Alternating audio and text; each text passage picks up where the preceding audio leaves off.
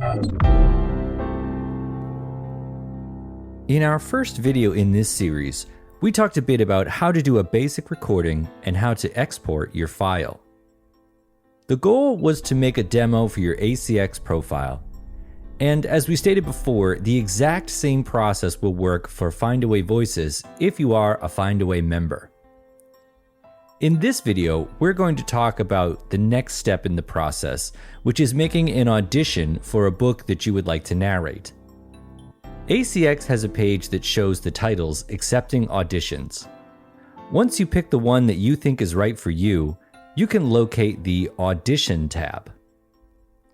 There you can see the audition script that has either text that you can copy into a docx, usually a Word document, or a downloadable PDF.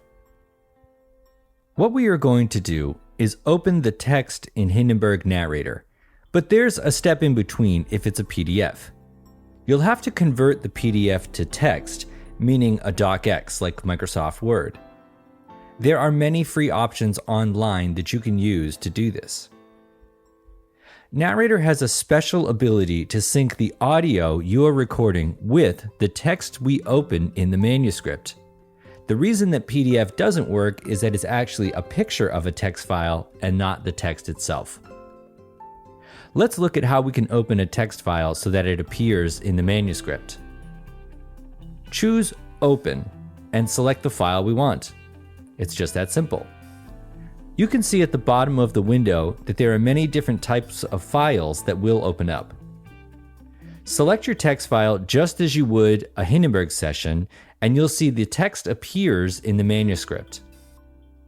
When that happens, you get a new way to record. It's as simple as pressing the right arrow key. Now when you are recording, if you click the right arrow key again, you will see two things happen. The first is that Hindenburg will cycle through the body of your text, and also a navigation point will be put in. What this nav point does is to sync up the text with the audio. Now if you have to do a re-record, a correction, you can click on the text to do it.